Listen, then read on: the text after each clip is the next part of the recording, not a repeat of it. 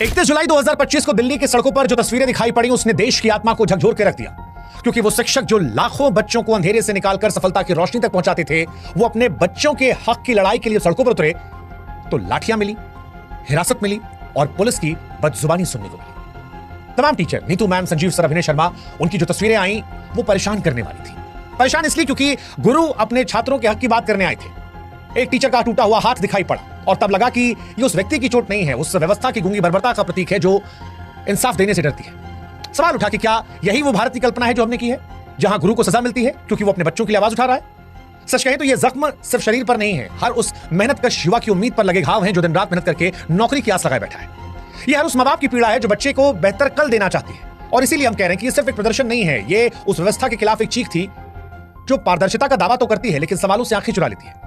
जब गुरु और शिष्य दोनों सड़कों पर हों और उनके हिस्से में लाठी आए तो साहब सिर्फ सवाल परीक्षा का नहीं रहता है, फिर सवाल पूरे सिस्टम से उठता है कि कैसा देश है, कैसा लोकतांत्रिक देश है जहां पर न्याय मांगना गुनाह है। क्योंकि जब शिक्षक और छात्र दोनों इंसाफ की मांग करते लहूलुहान हो तो लड़ाई सिर्फ उनकी नहीं होती है, लड़ाई पूरे समाज की होती है। और आज इसीलिए एसएससी सीजीएल विवाद पर जब उम्मीदें टूटी तो हमें लगा कि आइए इनका साथ दे एक बेहतर भविष्य के लिए।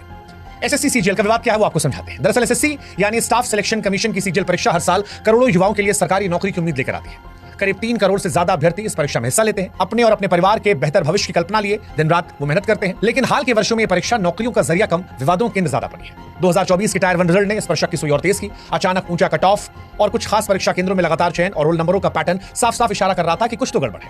छात्रों ने सिद्धांत माना और फिर आवाज उठाना शुरू कर दिया। 2025 में हालात और बिगड़े। एसएससी की सिलेक्शन पोस्ट फेज 13 परीक्षा के दौरान बार-बार परीक्षा का रद्द होना, तकनीकी खामियां और कई केंद्रों पर छात्रों के साथ बदसलूकी ने आंदोलन को भड़का दिया। हजारों अभ्यर्थियों और शिक्षक दिल्ली चलो आंदोलन के तहत दिल्ली के जंतर मंतर और कई और इलाकों पर प्रदर्शन करने पहुंचे, न्याय की मांग कर रहे थे। लेकिन इस न्याय की मांग के बीच में इन्हें लाठियां, गिरफ्तारी और इनके गुरुओं की पिटाई को देखना पड़ा। जो शिक्षक अपने छात्रों को देश के निर्माण की राह दिखा रहे थे आज लहूलुहान थे।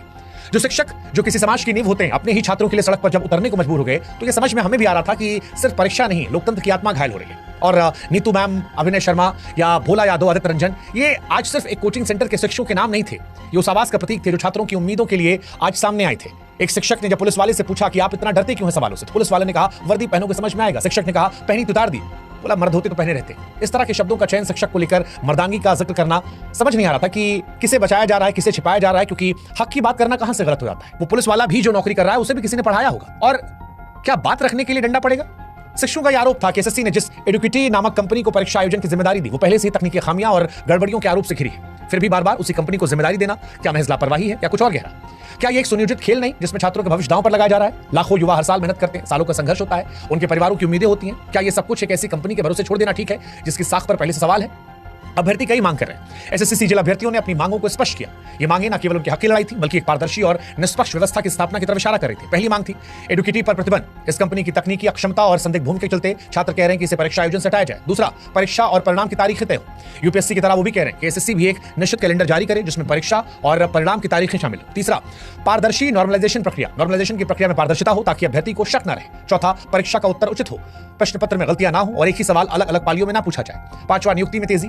भर्ती प्रक्रिया पूरी होने के बाद नियुक्ति तुरंत हो, ना कि पुरानी भर्तियों कारण रुकी रहे। छठा, वेटिंग लिस्ट। चयनित अभ्यर्थियों के बाद वेटिंग लिस्ट जारी की जाए। सातवीं, परीक्षा केंद्रों की सुगमता। केंद्र दूर दराज या पहुंच से बाहर ना हो, यातायात और बुनियादी सुविधाएं उपलब्ध हो। इसके अलावा प्रशिक्षित स्टाफ की मांग थी निष्पक्षता के साथ कि केंद्रों पर जो प्रशिक्षित कर्मचारी हो, इसके अलावा अभ्यर्थियों के साथ दुर्व्यवहार न किया जाए और तकनीकी खामियों का अंत हो। सर्वर धीमा, सिस्टम हैंग होने जैसी समस्याएं जो हैं वो खत्म कर दी जाए। अब ये कोई असंभव मांगे नहीं है या कोई ऐसी नाजायज मांगे नहीं है, ये एक ऐसी व्यवस्था की मांग है जो निष्पक्ष, पारदर्शी और अभ्यर्थियों के प्रति जवाबदेह हो। हर कुछ सालों में जब एसएससी का नाम बार बार विवादों में आता है, धांधली के जरिए, पेपर लीक के जरिए अभ्यर्थियों का भरोसा टूटता है, तो फिर ये मांगे नाजायज नहीं लगती हैं।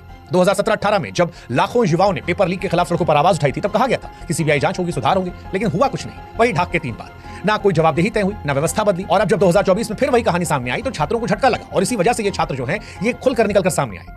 लाखों अभ्यर्थी समझ ही नहीं पाए पिछली बार की चयन से चूक कैसे गए या किसी और की सेटिंग कैसे उन्हें आगे निकाल गई। 2025 में हालात बेकाबू हैं, छात्र फिर परेशान है और इसी वजह से जब तकनीकी खराबियां नहीं कम हो रही, परीक्षा केंद्रों पर बदइंतजामियां नहीं रुक रही, छात्रों का भरोसा टूट रहा है, तब छात्र शिक्षकों के साथ सड़कों पर उतरे थे।